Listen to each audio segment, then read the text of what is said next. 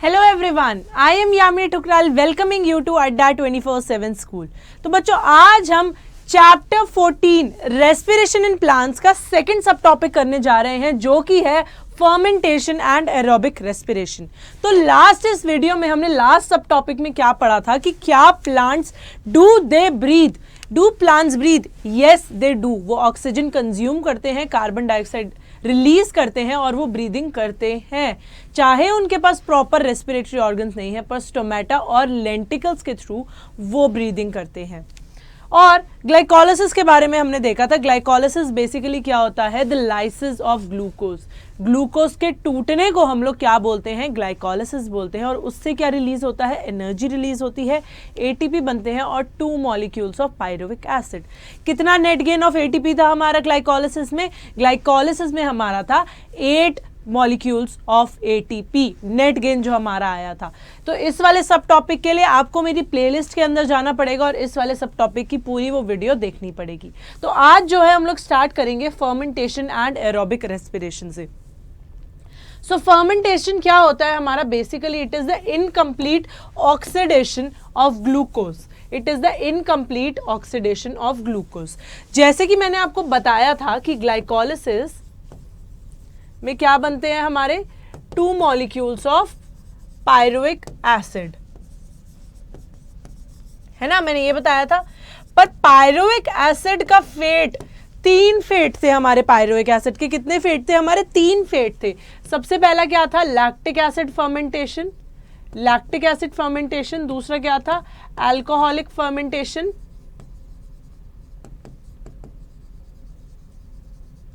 और aerobic respiration. तो ये तीनों के तीनों फेट्स जो है हम लोग डिस्कस करने वाले हैं। Aerobic respiration.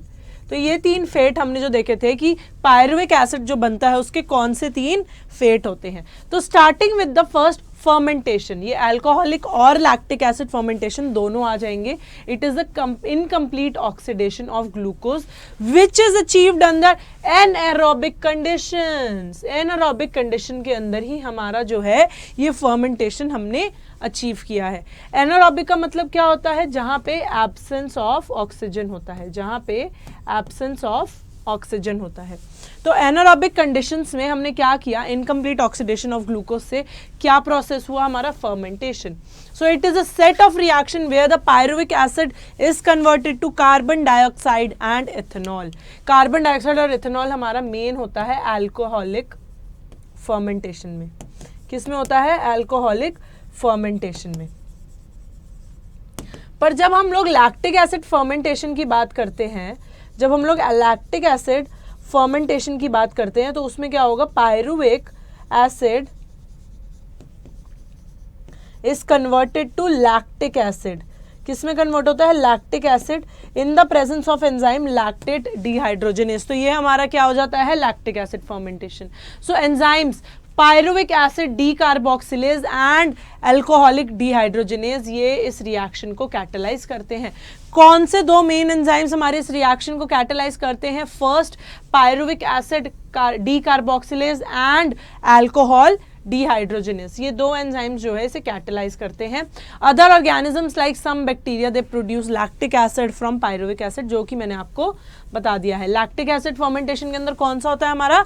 Lactate dehydrogenase. कौन सा होता है? Lactate dehydrogenase. पर अल्कोहलिक में अंदर अल्कोहल डिहाइड्रोजनेस। ठीक है। So in animal cells also the muscles during the exercise when oxygen it is inadequate, मतलब proper amount में नहीं होती, not in proper amounts। जब proper amounts के अंदर ऑक्सीजन जो है सप्लाई नहीं होती मसल को, जब मसल जो है कंटिन्यूसली एक्सरसाइज कर रहा है तो बहुत ही जल्दी जल्दी रिक्वायरमेंट होती है ऑक्सीजन की, तो बॉडी उसे फुलफिल नहीं कर पाती। तो वो क्या करते हैं मसल्स? ऑक्सीजन जब इनएडिक्वेट होती है वो पायरुविक एसिड को रिड्यूस कर देते हैं into lactic acid by lactate dehydrogenase. और रिड्यूसिंग एजेंट क्या होता है हमारा? NADH+H+, which is रीऑक्सीडाइज। वो रीऑक्सीडाइज हो जाता है into NAD+ in both the processes. तो लैक्टिक एसिड बनता कब है? जब मसल्स एक्सटेंसिव एक्सरसाइज की फॉर्म में होते हैं और उन्हें जो है जल्दी जल्दी ऑक्सीजन चाहिए होता है। पर उन्हें ऑक्सीजन मिलता नहीं है, उन्हें ऑक्सीजन मिलता नहीं है। तो उस ऑक्सीजन को, उस एनर्जी को जाने के लिए वो क्या करते हैं, पायरुविक एसिड को फटाफट ऑक्सीडाइज कर देते हैं इनटू रिड्यूस कर देते हैं into lactic acid by lactic dehydrogenase. In both lactic acid and alcoholic fermentation, not much energy is released. इतनी एनर्जी रिलीज नहीं होती. Less than 7% of the energy in glucose is released and not all of it is trapped as high energy bonds of ATP. इसके अंदर जो हमारी energy release होती है वो कम होती है. अल्कोहलिक और लैक्टिक एसिड फर्मेंटेशन के अंदर हमारी जो एनर्जी रिलीज होती है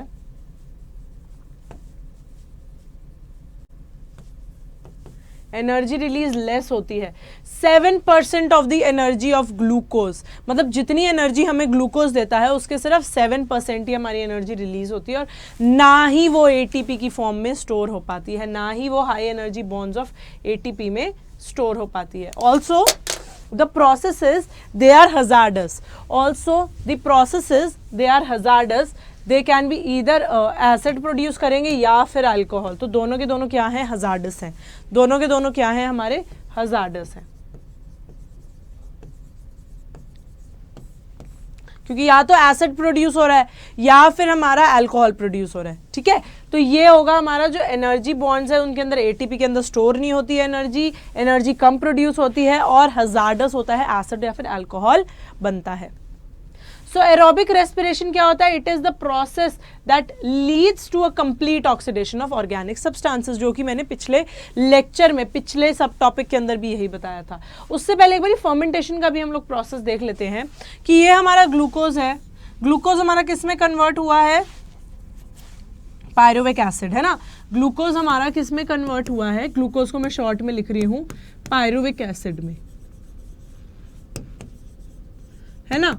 तो जब ग्लूकोज हमारा पायरुविक एसिड में कन्वर्ट हुआ उसके बाद में पायरुविक एसिड जो है या तो वो लैक्टिक एसिड में चला जाएगा, ठीक है, या फिर वो इथेनॉल प्लस CO2 में चला जाएगा और दोनों के ही अंदर जो है हमारा NADH प्लस H प्लस क्या हो रहा है, रीऑक्सीडाइज हो रहा है इनटू NAD प्लस में ऑक्सीडाइज हो रहा है.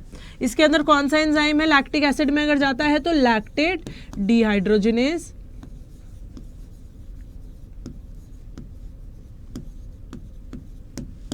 और पायरुविक एसिड जब इथेनॉल के अंदर कन्वर्ट हो रहा है उसे क्या बोलेंगे, अल्कोहल डिहाइड्रोजिनेज.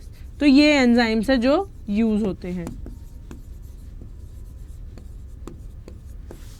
ठीक है, तो ये प्रोसेस हमारा रहता है फर्मेंटेशन का. एनारोबिक कंडीशन के अंदर होता है और इनकम्प्लीट ऑक्सीडेशन होता है, इनकम्प्लीट ऑक्सीडेशन होता है.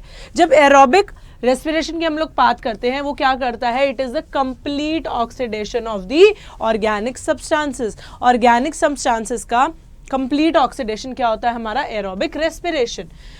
It is in the presence of oxygen. Aerobic है तो obviously it will be in presence of oxygen होगा. ठीक है, और क्या रिलीज करेगा, it releases carbon dioxide. Aerobic है तो क्या रिलीज करेगा, it releases carbon dioxide, water and large amount of energy. ये रहेगा ये कुछ प्रोसेस. ऑक्सीजन यूटिलाइज हुआ, ये हमारा ग्लूकोज मॉलिक्यूल, ये हमारा ऑक्सीजन यूटिलाइज हुआ और क्या बनाया, 6CO2 plus 6H2O plus energy. ये हमारा पूरा प्रोसेस रहता है किसका, एरोबिक रेस्पिरेशन का. So this type of respiration it is the most common in higher organism. Higher organism में most common form of respiration रहती है. For aerobic respiration to take place within the mitochondria, the final product of glycolysis, final product क्या है हमारा glycolysis का, pyruvate, वो कहां पे ट्रांसपोर्ट होता है, it is transported from the cytoplasm to the mitochondria. The important events in aerobic respiration are. So aerobic respiration हमारी कहां होती है, basically aerobic respiration it occurs in cytoplasm. पर जो इससे पहले ग्लाइकोलिसिस चल रहा है वो कहां हो रहा होता है हमारा, सॉरी साइटोप्लाज्म में नहीं, ये माइटोकॉन्ड्रिया के अंदर होती है. जो ग्लाइकोलिसिस होता है वो हमारा साइटोप्लाज्म में चल रहा होता है. ग्लाइकोलिसिस कहां पे चल रहा होता है, साइटोप्लाज्म में चल रहा होता है, और ये कहां पे होना होता है, माइटोकॉन्ड्रिया में. तो क्या होगा, साइटोप्लाज्म में जो पायरुवेट बनता है ग्लाइकोलाइसिस का एंड प्रोडक्ट जो होता है वो ट्रांसपोर्ट होता है इनटू माइटोकॉन्ड्रिया। साइटोप्लाज्म से पायरुवेट ट्रांसपोर्ट होता है इनटू माइटोकॉन्ड्रिया और वहां पे क्या होता है हमारा एरोबिक रेस्पिरेशन। ठीक है, so the complete oxidation of pyruvate by the step wise removal, ये मैंने आपको बताया कि स्टेप वाइज रिमूवल क्यों होता है। स्टेप वाइज की जब हम बात करें तो वो क्यों होता है, अगर स्लो प्रोसेस रहेगा, अगर slow process step wise process रहेगा, चाहे भले ही हमारे छोटे छोटे स्टेप्स हो, स्लो प्रोसेस रहेगा तो क्या होगा, बेटर फॉर्मेशन ऑफ एनर्जी। अगर हम लोग जल्दी जल्दी प्रोसेस करते हैं ना तो बच्चों जो एनर्जी है वो in the form of heat liberate हो जाती है, पर इधर हमने energy in the form of ATP को स्टोर करना है, तो यहां पे क्या होगा, better formation of energy in ATP. अगर स्लो स्टेप रहते हैं, स्लो प्रोसेस रहता है, स्टेप वाइज मैनर में चलता है, तो जो एनर्जी है उसको हम लोग हाई बॉन्ड्स ऑफ एटीपी के फॉर्म में स्टोर कर सकते हैं। वहीं अगर फास्ट प्रोसेस होगा तो जो एनर्जी है वो ज्यादा से ज्यादा हीट की फॉर्म में लिबरेट हो जाएगी। The passing on off the electrons, sir सबसे पहले the complete oxidation of pyruvate by the step wise removal of all the hydrogen atoms leaving 3 molecules of CO2। ये इंपॉर्टेंट इवेंट्स हैं जो मैं आपको बता रही हूँ। सबसे पहला जो होता है complete oxidation of pyruvate, pyruvate का कंप्लीट ऑक्सीडेशन होना चाहिए। सो पायरुवेट का ऑक्सीडेशन कैसे होता है, by step wise removal of all the hydrogen atom, सारे हाइड्रोजन एटम निकालते हैं जिससे कि लास्ट में सिर्फ 3 मॉलिक्यूल्स ऑफ CO2 बच जाते हैं एरोबिक रेस्पिरेशन में। लास्ट में कितने मॉलिक्यूल्स बचते हैं हमारे, 3 मॉलिक्यूल्स ऑफ CO2। बहुत ही सॉर्टेड तरीके से हमने सारी ये साइकिल्स पढ़नी है। हमने अभी ग्लाइकोलाइसिस पढ़ ली थी, अब हम लोग TCA और ये अपनी इलेक्ट्रॉन ट्रांसपोर्ट चेन पढ़ेंगे, तो इनको बहुत ही डिस्टिंग्विश करके पढ़ना है, बट लिंक करके पढ़ना है कि हमें नेट गेन बैलेंस शीट बनाने में कोई प्रॉब्लम ना आए। ठीक है, तो इसमें क्या बताया है कि पायरुवेट जब कंप्लीटली ऑक्सीडाइज हो जाता है वो लास्ट में क्या छोड़ देता है, हमारे 3 molecules of CO2, 3 molecules of CO2 ये लास्ट में छोड़ जाता है। The passing on off the electrons removed as a part of the hydrogen atoms to molecular O2 with simultaneous synthesis of ATP। जो भी हाइड्रोजन एटम्स हमारे निकल रहे हैं, जो भी हमारे हाइड्रोजन एटम्स निकल रहे हैं इन द फॉर्म, मतलब उनके अंदर जो इलेक्ट्रॉन्स है वो क्या करेंगे, वो मॉलिक्यूलर ऑक्सीजन के साथ कंबाइन करेंगे और क्या करेंगे, साइमल्टेनियसली सिंथेसाइज करेंगे ATP। 3 मॉलिक्यूल्स ऑफ CO2 बनते हैं लास्ट, ये तो एंड प्रोडक्ट हो गया। बीच में जब स्टेप वाइज मैनर में हमारा हाइड्रोजन एटम्स निकल रहे हैं, उनके अंदर इलेक्ट्रॉन्स हैं, वो इलेक्ट्रॉन ऑक्सीजन के साथ कंबाइन करके साइड बाय साइड क्या बना रहे हैं, ATP बना रहे हैं। तो 2 कैरेक्टरिस्टिक्स हमें पता चल गए। The first process it takes place in the matrix of the mitochondria. जो पहला प्रोसेस होता है एरोबिक रेस्पिरेशन का वो मैट्रिक्स के अंदर होता है, और सेकंड प्रोसेस कहाँ होता है, इनर मेम्ब्रेन के अंदर। तो हमें पता चल गया जो फर्स्ट प्रोसेस होता है वो कहाँ होता है, मैट्रिक्स ऑफ द माइटोकॉन्ड्रिया, जो भी एरोबिक रेस्पिरेशन का फर्स्ट प्रोसेस होगा। जो सेकंड प्रोसेस होगा वो कहाँ होगा, inner membrane of the mitochondria. So pyruvate हमारा किससे बनता है, which is formed by the glycolytic catabolism of carbohydrates. Catabolism का मतलब क्या होता है, ब्रेकिंग ऑफ। कैटाबॉलिज्म का मतलब क्या होता है बच्चों, ब्रेकिंग ऑफ, है ना। सो पायरुवेट जो कि कैटाबॉलिक ग्लाइकोलिटिक कैटाबॉलिज्म से बनता है of carbohydrates in the cytosol, वो सबसे पहले किस में आएगा, माइटोकॉन्ड्रियल मैट्रिक्स से आएगा, क्योंकि जो एरोबिक रेस्पिरेशन का फर्स्ट पार्ट है वो कहाँ पे हो रहा है, माइटोकॉन्ड्रियल मैट्रिक्स में। उसके अंदर क्या होगा, ऑक्सीडेटिव डीकार्बोक्सिलेशन होगा by a set of reaction which is catalysed by pyruvic dehydrogenase. सबसे पहला क्या होगा, पायरुवेट जो हमारा एंटर किया, पायरुवेट हमारा एंटर किया किसमें, माइटोकॉन्ड्रियल मैट्रिक्स में। किस में एंटर किया, माइटोकॉन्ड्रियल मैट्रिक्स में। तो सबसे पहले इसमें क्या होगा, सबसे पहले इसके अंदर होगा ऑक्सीडेटिव डीकार्बोक्सिलेशन। क्या होगा, ऑक्सीडेटिव डीकार्बोक्सिलेशन। ठीक है, और वो किससे कैटलाइज होगा, कौन से एंजाइम से, by pyruvic dehydrogenase. The reactions catalysed by pyruvic dehydrogenase. ठीक है, they require the participation of coenzymes, जो कि एंजाइम्स के साथ जुड़ के, कोएंजाइम्स वो पार्ट्स होते हैं एंजाइम्स के साथ जुड़ के स्पीड अप कर देते हैं रिएक्शन। तो इस पायरुविक डिहाइड्रोजनेज में सेवरल कोएंजाइम्स भी होंगे including NAD plus and coenzyme A. वो कोएंजाइम कौन कौन से हैं हमारे? NAD plus and coenzyme A. So ये होगा pyruvic acid plus coenzyme A plus NAD in the presence of pyruvate dehydrogenase and magnesium plus 2 ion will give acetyl CoA carbon dioxide NaDH plus H plus. So इसमें क्या होगा? दो molecule बनेंगे हमारे NaDH के, दो मॉलिक्यूल बनेंगे हमारे किसके? NaDH के। एक NaDH कितने मॉलिक्यूल्स ऑफ ATP देता है? एक NaDH कितने मॉलिक्यूल्स ऑफ ATP देता है? 3 ATP। तो इसके अंदर हमारे कितने बन रहे हैं? 2 NaDH बन रहे हैं from the metabolism of 2 molecules of pyruvic acid which is produce from 1 glucose molecule. हमने देखा था कि एक ग्लूकोज मॉलिक्यूल से हमारे कितने बन रहे हैं पायरुविक एसिड के मॉलिक्यूल्स? एक ग्लूकोज मॉलिक्यूल से हमारे बन रहे हैं 2 मॉलिक्यूल्स ऑफ पायरुविक एसिड। तो 2 मॉलिक्यूल्स ऑफ पायरुविक एसिड बन रहे हैं। जब वो दोनों ही ऑक्सीडाइज होंगे पायरुवेट डिहाइड्रोजनेस की मदद से, तो कितने मॉलिक्यूल्स बनाएंगे? 2 मॉलिक्यूल्स ऑफ NaDH बनेंगे। मतलब 2 NaDH बन रहे हैं तो 6 ATP तो ये जनरेट कर रहा है। ठीक है। The acetyl CoA then enters the cyclic pathway. जो एसिटाइल कोए इस एरोबिक रेस्पिरेशन के अंदर बना, ये साइक्लिक पाथवे के अंदर एंटर कर जाता है, जिसको हम लोग क्या बोलते हैं? Krebs cycle. क्या बोलते हैं? क्रेब्स साइकिल या फिर try carboxylic acid TCA cycle, try carboxylic acid cycle या फिर क्रेब्स साइकिल। क्रेब्स साइकिल उसे क्यों बोला जाता है? बिकॉज आफ्टर द साइंटिस्ट हंस क्रेब्स हु फर्स्ट एल्यूसिडेटेड इट। तो ठीक है, ये हमें पता चल गया कि सबसे पहले पायरुविक एसिड क्या करेगा?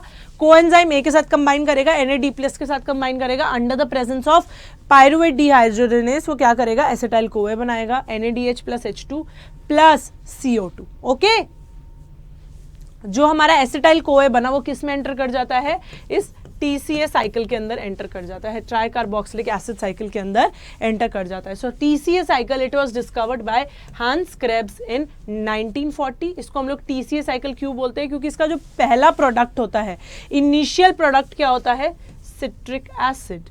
क्या होता है? Citric acid. तो ये होती है हमारी कुछ TCA साइकिल। जो पायरुवेट आया एसिटाइल कोए, और वो एसिटाइल कोए किसके साथ? पहला जो कार्बन ऑक्सैलो एसिटेट के साथ कंबाइन करके क्या बना देता है? पहला सिट्रिक एसिड। तो पहला प्रोडक्ट हमारा TCA साइकिल का क्या हुआ? सिट्रिक एसिड हुआ। जो पहला प्रोडक्ट हमारा TCA साइकिल का आता है वो हमारा क्या होता है?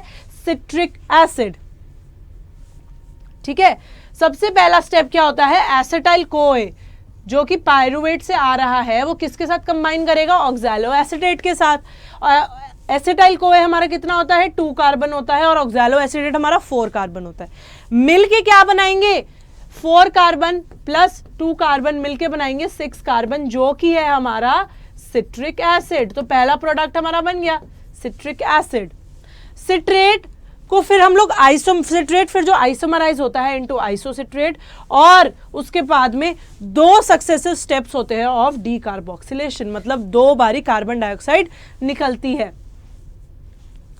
सिट्रिक एसिड आइसोमराइज कर जाता है इनटू आइसोसिट्रेट, और उसके बाद में वो चेंज होता है into alpha ketoglutaric acid. Alpha ketoglutaric acid, alpha ketoglutarate जो होता है 5 कार्बन होता है, क्योंकि सिट्रेट के बाद क्या होता है? डीकार्बोक्सिलेशन का पहला स्टेप हुआ, 1 कार्बन डाइऑक्साइड निकला, तो कितने कार्बन रह गए? 6 कार्बन से हमारे 5 कार्बन रह गए। तो 5 कार्बन हमारा अल्फा कीटोग्लूटारिक एसिड रहता है। फिर एक और स्टेप होता है डीकार्बोक्सिलेशन का, एक और हमारा कार्बन डाइऑक्साइड निकलता है और क्या बना देता है? सक्सिनिक एसिड, जो कि हमारा क्या होता है? 4 कार्बन होता है, जो कि 4 कार्बन होता है। तो 6 कार्बन से 4 कार्बन बन गया। पहले हमारा 4 कार्बन से 6 कार्बन बना था, फिर अगेन 6 कार्बन से 4 कार्बन बन गया। Succinyl CoA it is oxidised to oxaloacetate following the cycle to continue. फिर सक्सिनिक एसिड जो है वो ऑक्सीडाइज हो जाता है इनटू ऑक्सैलो एसिटेट, और फिर से वही जो साइकिल है हमारी रिपीट होती रहती है। बहुत ही सिंपल साइकिल है, बहुत ही इजी साइकिल है ना। अब इसमें जो होते हैं पूरी साइकिल के अंदर हमें 3 मेन पॉइंट मिलते हैं। कौन कौन से मेन पॉइंट मिलते हैं कि जहां पे सबसे पहला हमारा NAD+ जो है NADH+H+ में कन्वर्ट होता है। वो किस पे होता है? सिट्रिक एसिड से। जब 6 कार्बन से 5 कार्बन हो रहा है, मतलब पहला डीकार्बोक्सिलेशन और दूसरा डीकार्बोक्सिलेशन, इन दोनों स्टेप पे जो है NAD+ कन्वर्ट हो रहा है इनटू NADH+H+। तो ये हमारे 2 मेन स्टेप्स हो गए। 3 स्टेप्स होते हैं पूरी साइकिल में मेन, ये 2 मेन स्टेप हो गए। तो इसमें क्या होगा, और एक पॉइंट होता है जहां पे FAD+ जो है रिड्यूस हो जाता है इनटू FADH2, जो कि है हमारा सक्सिनिक एसिड से जब ऑक्सीडाइज होता है succinic acid into malic acid, और मैलिक एसिड फर्दर ऑक्सीडाइज होता है इनटू ऑक्सैलोएसिटिक एसिड। तो सक्सिनिक एसिड से जब मैलिक एसिड बन रहा है तो एक FAD+ जो है ऑक्सीडाइज हो रहा है इनटू रिड्यूस हो रहा है इनटू FADH2। तो 3 कौन कौन से पॉइंट हो गए हमारे? 3 कौन कौन से पॉइंट हो गए, एक बार हम लोग यहां पे लिख लेते हैं। सबसे पहला, जब सिट्रिक एसिड से first step of decarboxylation, citric acid से अल्फा कीटो ग्लूटारिक एसिड बन रहा है या फिर ग्लूटारेट बन रहा है, ये हमारा एक स्टेप हो गया। फिर दूसरा हमारा अल्फा कीटा ग्लूटारेट से क्या बन रहा है? सक्सिनेट बन रहा है, ये हमारा दूसरा स्टेप हो गया। और जब सक्सिनेट से हमारा क्या बन रहा है? मैलिक एसिड बन रहा है। जब हमारा मैलिक एसिड बन रहा है तो ये हमारा, ये 3 जो है ये हमारे 3 मेन स्टेप है। इन दोनों के अंदर NAD+ जो है रिड्यूस हो रहा है इनटू NADH2, है ना। इन दोनों के अंदर NAD+ रिड्यूस हो रहा है NADH2 में। और देखो 6 कार्बन से 5 कार्बन, 5 कार्बन से 4 कार्बन। फिर हमारा ऑक्सीडाइज हो रहा है सक्सिनेट इनटू मैलिक एसिड, और इसके अंदर FAD+ जो है वो रिड्यूस हो रहा है इनटू FADH2। तो ये हमारे पूरी साइकिल में 3 मेन स्टेप होते हैं। सो यही साइकिल जैसे चलती रहे, ये साइकिल अगर चलती रहे तो it requires the continued oxidation of acetyl CoA. Acetyl CoA को बार बार ऑक्सीडाइज होना पड़ेगा बाय द TCA साइकिल, और उससे क्या होगा? कंटिन्यूस हमें रिप्लेनिशमेंट चाहिए, किसकी? ऑक्सैलोएसिटिक एसिड की। अगर एसिटाइल कोए TCA साइकिल के अंदर आ रहा है तो जब तक ऑक्सैलोएसिटेट उसके साथ कंबाइन नहीं करेगा तब तक वो आगे सिट्रिक एसिड नहीं बनाएंगे और तब तक आगे साइकिल नहीं चलेगी। तो अगर ऑक्सीडेशन कंटिन्यू हो रहा है एसिटाइल कोए का तो बार बार ही रिप्लेनिशमेंट भी तो चाहिए ऑक्सैलोएसिटिक एसिड का। तो it requires the regeneration of NAD+ and FAD+। FAD+ और NAD+ जो रिड्यूस हुए हैं इस साइकिल में, NADH2 और FADH2 में, उनको रीजनरेट करना पड़ेगा रिस्पेक्टिवली। तो ये कुछ रहता है pyruvic plus 4NAD+ plus FAD+ plus 2H2O plus ADP plus PI in mitochondrial matrix will give 3 carbon dioxide, जो कि हमने स्टार्टिंग में देखा था कि लास्ट हमारे एंड प्रोडक्ट के अंदर क्या होंगे? 3 molecules of carbon dioxide, 4 NADH FADH2 plus 4H+ and ATP 1 ATP। सो ये जो है ये हमारा पूरा रिएक्शन का, पूरा साइकिल का रिएक्शन रहता है TCA साइकिल का, ठीक है। सो उसके बाद आता है टर्मिनल ऑक्सीडेशन। क्या है? It is the name of oxidation which is found in aerobic respiration that occurs towards the end of the catabolic process. तो टर्मिनल ऑक्सीडेशन क्या है? It is the type of oxidation found in aerobic respiration जो कि इस catabolic process के बिल्कुल and में आता है, which involves the passage of both electrons and protons of the reduced coenzyme A to oxygen and produce water. जो electrons और प्रोटॉन्स जो हैं वो कोएंजाइम से जो आए हैं, है ना, वो ऑक्सीजन पे ट्रांसफर होंगे और उससे वाटर बनेगा। ये इसका टर्मिनल ऑक्सीडेशन का स्टेप होता है। वो थी हमारी TCA cycle, try carboxylic acid cycle. Next है हमारी इलेक्ट्रॉन ट्रांसपोर्ट चेन। क्या है? Electron transport chain ETS and oxidative phosphorylation, जो कि हम लोग अभी पढ़ेंगे। So the metabolic pathway through which the electron passes from one carrier to the another inside the mitochondrial membrane, उसे हम क्या बोलते हैं? Electron transport chain, ETS electro transport system, ETS, ETC, ETS या फिर माइटोकॉन्ड्रियल रेस्पिरेटरी चेन। ये inner mitochondrial membrane के अंदर होती है, जिसमें एक इलेक्ट्रॉन जो है दूसरे इलेक्ट्रॉन जो है वन कैरियर से दूसरे कैरियर पे जाता है, तो वो हमारा क्या होता है? Electron transport chain. और इसे हम लोग और क्या बोल सकते हैं? Mitochondrial respiratory chain. So the electrons from the NADH, हमारे NADH प्रोड्यूस हुए थे, उनसे जो इलेक्ट्रॉन्स प्रोड्यूस हुए during the citric acid cycle वो क्या होंगे, ऑक्सीडाइज हो जाएंगे बाय NADH डिहाइड्रोजनेस, और इलेक्ट्रॉन्स जो है ट्रांसफर हो जाएंगे to ubiquinone located within the inner membrane. देखो ये हमारा मैट्रिक्स में से NAD+, ये NADH जो बना, NADH क्या करेगा, इलेक्ट्रॉन्स को पासेज करेगा, 2H+ बनेंगे, वो जाएंगे, वो किसके साथ कंबाइन करेंगे, वो पहले तो ऑक्सीडाइज होंगे बाय NADH डिहाइड्रोजनेस, उसके बाद में जो इलेक्ट्रॉन्स हैं वो ट्रांसफर होंगे टू यूबिक्विनिन। किस में ट्रांसफर हो रहे हैं, यूबिक्विनिन। जो ये UQ है ये हमारा यूबिक्विनिन है। तो जो 2H+ इलेक्ट्रॉन्स है उसके अंदर से 2 इलेक्ट्रॉन्स निकलेंगे, वो किस में ट्रांसफर होंगे, यूबिक्विनिन में।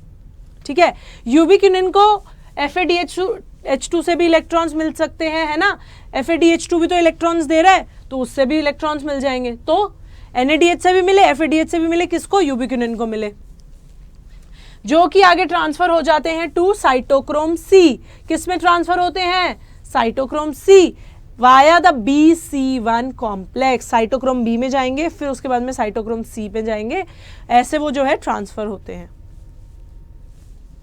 When the electrons they pass from one carrier to another via electron transport chain, they produce ATP from the ADP। जब ये इलेक्ट्रॉन्स जो है एक कैरियर से दूसरे कैरियर में जा रहे होते हैं, ये ATP प्रोड्यूस करते हैं और inorganic phosphate. The number of ATP molecules synthesized they depend upon the electron donor। कितने molecules of ATP synthesize होंगे इलेक्ट्रॉन डोनर पे डिपेंड करता है। 1 molecule of NADH जो कि मैंने आपको बताया था क्या करेगा, 3 मॉलिक्यूल्स ऑफ ATP देगा, जबकि एक FADH2 कितना देगा, 2 मॉलिक्यूल्स ऑफ ATP देगा। तो इसमें हमारे क्या हो रहे हैं, इसमें हमारे 2 इलेक्ट्रॉन्स आ रहे हैं। NADH से हमारे 2 इलेक्ट्रॉन्स जा रहे हैं यूबिक्विनॉन में, फिर हमारे 2 इलेक्ट्रॉन्स और आ रहे हैं कहाँ से, FADH2 से, जो कि फिर साइटोक्रोम B में जा रहे हैं, फिर साइटोक्रोम C में जा रहे हैं। So the energy which is released during the ETC, it is used to make ATP with the help of ATP synthase। ATP कैसे बनता है, with the help of ATP synthase। ठीक है, which consists of 2 major parts F1 and F0। ये हमारा ATP synthesis की ATP synthase का पूरा स्ट्रक्चर है, जिसके अंदर एक F0 होता है, एक F1 होता है। F1 क्या होता है, ये पेरिफेरल मेम्ब्रेन प्रोटीन होता है। देखो ये मेम्ब्रेन है, ये मेम्ब्रेन के बाहर प्रेजेंट है ना, F1 जो चैनल है। तो ये F1 क्या होता है, हमारा पेरिफेरल मेम्ब्रेन प्रोटीन होता है। F1 क्या होता है, हमारा पेरिफेरल मेम्ब्रेन प्रोटीन होता है, जो कि सिंथेसिस ऑफ ATP वाली साइट कैरी करता है। ठीक है, और F0 क्या होगा, वो अगर मेम्ब्रेन के अंदर है तो वो इंटीग्रल मेम्ब्रेन का पार्ट है, वो इंटीग्रल मेम्ब्रेन का पार्ट है। For each ATP produce 2H+ passes through F0 from the inner membrane surface to the matrix down the electrochemical proton gradient. एक ATP को सिंथेसाइज करने के लिए 2H+ जो है F0 से मूव करते हैं F1 की तरफ, from the intermembrane space down the electrochemical proton gradient. 2H+ से हमारे एक ATP बनता है। जो F1 वाला पार्ट है ना, जो हमारा मेम्ब्रेन के ऊपर है, पेरिफेरल है, उसके ऊपर ही हमारी ATP सिंथेसिस की मशीनरी होती है। देख रहे हो आप, ATP कंबाइन कर रहा है इनऑर्गेनिक फॉस्फेट के साथ और क्या बना रहा है, ATP। ADP plus inorganic phosphate will give rise to ATP। जब 2H+ इलेक्ट्रॉन्स अंदर से मूव करेंगे, F0 को क्रॉस करके F1 की तरफ जाएंगे। सो ऑक्सीडेटिव फॉस्फोराइलेशन और फोटोफॉस्फोराइलेशन में डिफरेंस क्या होता है। ऑक्सीडेटिव फॉस्फोराइलेशन कब होता है, रेस्पिरेशन में होता है, और फोटोफॉस्फोराइलेशन फोटोसिंथेसिस में होता है। ऑक्सीडेटिव फॉस्फोराइलेशन के अंदर क्या होता है, energy of oxidation reduction is used for the proton gradient which is required for phosphorylation. इसमें फोटोफॉस्फोराइलेशन के अंदर के लिए हमें लाइट एनर्जी की जरूरत होती है for the production of proton gradient. ये हमने फोटोफॉस्फोराइलेशन फोटोसिंथेसिस के अंदर पढ़ा था, हमने फोटोसिंथेसिस के अंदर पढ़ा था। ठीक है, देन फर्मेंटेशन और एरोबिक रेस्पिरेशन के बीच के डिफरेंसेस क्या होते हैं। फर्मेंटेशन क्या होता है, incomplete oxidation of glucose. Fermentation क्या होता है, incomplete oxidation of glucose. Aerobic क्या होता है, कंप्लीट ऑक्सीडेशन ऑफ ग्लूकोज।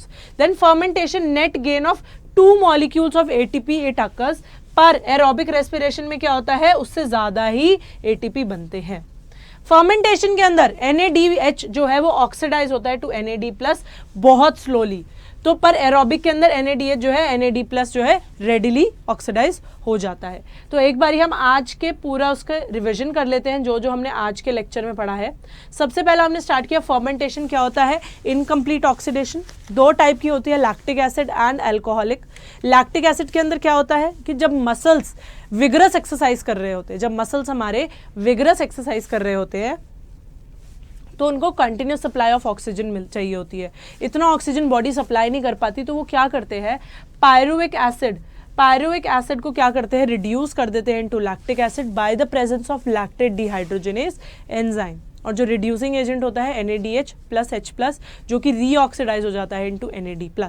ठीक है, ये तो दोनों ही प्रोसेस में होता है, रीऑक्सीडेशन ऑफ NAD+। ठीक है, लैक्टिक एसिड और अल्कोहलिक फर्मेंटेशन के अंदर बहुत कम एनर्जी रिलीज होती है और क्या होता है, ये एनर्जी जो है हाई एनर्जी ATP के अंदर स्टोर भी नहीं हो पाती है। The processes are also hazardous, मतलब वो एसिड और अल्कोहल दोनों ही प्रोड्यूस करते हैं। एरोबिक रेस्पिरेशन क्या होता है, जब हमारा जो complete oxidation of organic substances हो जाता है। और उसके लिए हमें क्या क्या चाहिए होता है, उसके अंदर क्या क्या रिलीज होता है, carbon dioxide, water and energy. सबसे पहला हमारा एरोबिक रेस्पिरेशन के अंदर आता है क्या, TCA साइकिल आती है।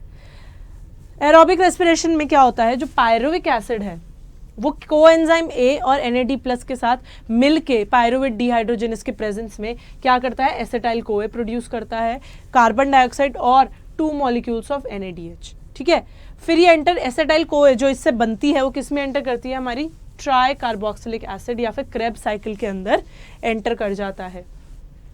इसमें क्या होता है, वो सबसे पहले जब एसिटाइल CoA एंटर करता है वो ऑक्सैलोएसिटेट के साथ मिलकर क्या बनाता है, सिट्रिक एसिड बनाता है, जो कि 2 बारी डीकार्बोक्सिलाइज होती है और क्या बनाती है, सक्सिनिक एसिड बनाती है। सक्सिनिक एसिड ऑक्सीडाइज होकर फिर से ऑक्सैलोएसिटेट बनाता है और उससे जो है साइकिल हमारी चलती रहती है। सो TCA का हमारा जो नेट रिएक्शन रहता है वो ये होता है, pyruvic plus 4 NAD+ plus FAD+ plus 2H2O plus ADP plus PI। In the mitochondrial matrix it gives 3 molecules of CO2। तो एंड प्रोडक्ट क्या होता है हमारा, 3 molecules of CO2 होता है, 4 NADH and FADH2 plus 1 ATP। ये जो है इसका फाइनल रिएक्शन रहता है। 3 मेन स्टेप्स होते हैं हमारे TCA में, ये 3 मेन स्टेप्स होते हैं जिसपे TCA जो है रेगुलेट होती है। 2 स्टेप्स के अंदर 2 NAD+ जो है वो रिड्यूस हो रहते हैं इनटू NADH2 और एक के अंदर FAD+ जो है वो रिड्यूस हो रहता है इनटू FADH2। टर्मिनल ऑक्सीडेशन वो लास्ट स्टेप ऑफ ऑक्सीडेशन होता है जिसके अंदर जो कैटाबॉलिक प्रोसेस है वो खत्म हो चुका होता है और जो इलेक्ट्रॉन्स और प्रोटॉन्स है वो कोएंजाइम के पास जाते हैं, वो ऑक्सीजन बनाता है और वाटर बनाता है। इसके बाद हमारा आता है सेकंड पार्ट जो कि है हमारा इलेक्ट्रॉन ट्रांसपोर्ट चेन या फिर इलेक्ट्रॉन ट्रांसपोर्ट सिस्टम। इसमें जो NADH हमारे और FADH2 प्रोड्यूस होते हैं उनसे इलेक्ट्रॉन्स निकल के कहाँ जाते हैं, हमारे माइटोकॉन्ड्रियल मेम्ब्रेन के अंदर जाते हैं। यूबिक्विनॉन जो होता है उन्हें एक्सेप्ट करता है और उससे जो है साइटोक्रोम B पे लेके जाता है उन इलेक्ट्रॉन्स को और फिर साइटोक्रोम C पे लेके जाता है। ये क्या करता है, ये ATP बनाने में मदद करता है। ATS बेसिकली इन्वॉल्व होता है in the formation of ATP। Oxidation of 1 molecule of NADH it gives 3 ATP और एक FADH2 मॉलिक्यूल जो है 2 ATP देता है। जो एनर्जी रिलीज होती है ETS में वो क्या होता है, वो ATP बनाने में मददगार होती है by the help of ATP synthase. अब जो ATP सिंथेस है उसके 2 मेजर पार्ट होते हैं, F0 और F1।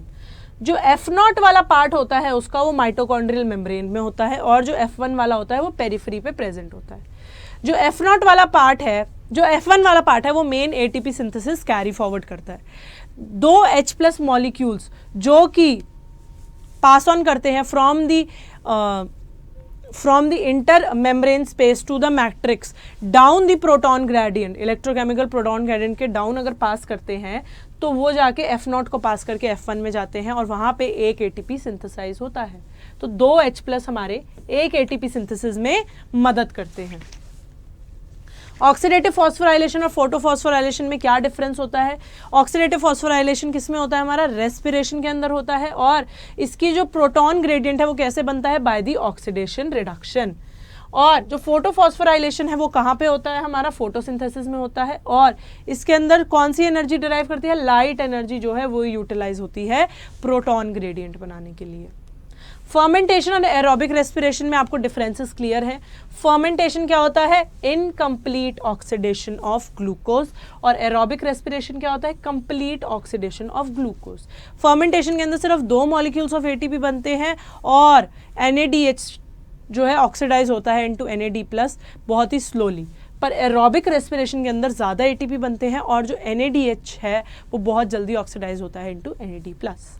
तो चलिए हम इससे रिलेटेड कुछ क्वेश्चंस कर लेते हैं। So an important product of the Krebs cycle, क्या है इंपॉर्टेंट प्रोडक्ट क्रेब्स साइकिल का? वाटर, मीथेन, ATP या फिर none of the above. Krebs cycle का प्रोडक्ट क्या था? क्रेब्स साइकिल में मेनली क्या बन रहा था? Third ATP। अगर हम उसका ओवरऑल रिएक्शन देखें तो उसके अंदर 3 मॉलिक्यूल्स ऑफ कार्बन डाइऑक्साइड थे, NADH थे, FADH2 थे और ATP थी। अब वो सारे तो यहाँ पे नहीं है पर ATP है, तो ATP ही हमारा करेक्ट रहेगा। The process of cell respiration it is carried out by cellular respiration हमारी कहाँ पे होती है? A mitochondria, B chloroplast, C nucleus या फिर D नन ऑफ दीज। जब रेस्पिरेशन की बात कर रहे हैं तो ये कहाँ कहाँ पे होती है हमारी? साइटोप्लाज्म से। तो साइटोप्लाज्म में क्या होता है हमारा? ग्लाइकोलिसिस, है ना। साइटोप्लाज्म में हमारा ग्लाइकोलिसिस होता है। फिर हमारा जो पायरुवेट है, पायरुवेट हमारा कहाँ जाता है? पायरुवेट हमारा कैरी फॉरवर्ड होता है इनटू माइटोकॉन्ड्रिया, जहां पे जाके हमारी ETS और क्रेब्स साइकिल होती है, चाहे मैट्रिक्स में हो चाहे आउटर मेम्ब्रेन में हो। तो इसका आंसर क्या होगा? 1 माइटोकॉन्ड्रिया। ऑप्शन ए करेक्ट है। सेकंड का ऑप्शन है जिसने आंसर किया था, वेरी गुड। बहुत इंपॉर्टेंट क्वेश्चन है ये, आ सकता है कि कहां पे हमारा सेल रेस्पिरेशन होता है। नेक्स्ट, ऑक्सीडेटिव फॉस्फोराइलेशन क्या होता है? बेसिकली ऑक्सीडेटिव फॉस्फोराइलेशन क्या होता है? A anaerobic production of ATP, B citric acid cycle production of ATP, C alcoholic fermentation या फिर D none of these. Oxidative phosphorylation क्या होता है? ये फटाफट से आंसर दो कि ऑक्सीडेटिव फॉस्फोराइलेशन क्या होता है। आंसर जिसने दे दिया मतलब उसने बहुत अच्छे से आज वाला लेक्चर पढ़ा है, उसे बहुत ही अच्छे से आज वाला लेक्चर पढ़ा है जिसने ये वाला आंसर मुझे दे दिया। B citric acid production of ATP, TCA और ETS मिलके ही तो ऑक्सीडेटिव फॉस्फोराइलेशन बनाती है ना। ऑक्सीडेटिव फॉस्फोराइलेशन और है क्या? It is the production of ATP by citric acid cycle. तो कौन सा आंसर करेक्ट हुआ? Option B. जिसने भी आंसर किया है उसने बहुत ही अच्छे से मेरे साथ पढ़ाई की है ना, बहुत ही अच्छे से मेरे साथ पढ़ाई की है। Protons accumulate on the dash in mitochondria. Protons कहाँ पे एक्यूमुलेट करते हैं? ये मैंने अभी ETS में करवाया था। ETS में जाके देखो, ETS में फटाफट देखो कि प्रोटॉन्स जो होते हैं वो क्या एक्यूमुलेट करते हैं। इनर मेम्ब्रेन, इंटर मेम्ब्रेन या फिर आउटर मेम्ब्रेन या फिर तो कहीं भी नहीं, मतलब नन ऑफ दीज। ABCD क्या रहेगा इसका आंसर? कहाँ एक्यूमुलेट करते हैं हमारे protons? Intermembrane space. Option B correct है। कैसे? देखो, इंटर मेम्ब्रेन स्पेस से ही तो जो 2 H+ थे वो हमारे किस में जा रहे थे? F0 में, और उसके बाद में पेरीफ्री पे जा रहे थे F1 पे। तो ये 2 H+ थे, ये कहां से निकल रहे थे? हमारे इंटर मेम्ब्रेन स्पेस में से। तो कहां प्रेजेंट हुए? इंटर मेम्ब्रेन स्पेस में। ऑप्शन बी बिल्कुल करेक्ट है। Option B. Acetyl CoA forms a 6 carbon compound after combining with. Acetyl CoA तो हमारे 2 कार्बन होता है, ये 6 कार्बन कैसे बनाता है? By combining with oxygen, pyruvic acid, citric acid या फिर oxaloacetic acid. First step of TCA, ये तो अच्छे से आना चाहिए। फर्स्ट स्टेप ऑफ TCA है भाई, फर्स्ट स्टेप ऑफ TCA, ये तो अच्छे से आना चाहिए। एसिटाइल कोए जो कि 2 कार्बन है, किसके साथ कंबाइन करता है? किसके साथ? अब देखो, सबसे पहले अगर हम देखें, सिट्रिक एसिड हमारा क्या है? सिट्रिक एसिड तो हमारा 6 कार्बन है, तो ये गलत हो गया, ऑक्सीजन के साथ ये करेगा नहीं। पायरुविक एसिड भी हमारा 3 कार्बन है और ऑक्सैलोएसिटिक एसिड भी 3 कार्बन है, तो इनमें से 4 कार्बन है। ऑक्सैलोएसिटिक एसिड 4 कार्बन है, तो 3 कार्बन के साथ कंबाइन करके तो ये 5 कार्बन बनाएगा, है ना। तो ऑप्शन 2 भी गलत हो गया। कौन सा करेक्ट हुआ? Oxaloacetic acid. जो फर्स्ट स्टेप था क्या था? Acetyl CoA which is 2 carbon, it combines with oxaloacetate जो कि क्या होता है? 4 कार्बन।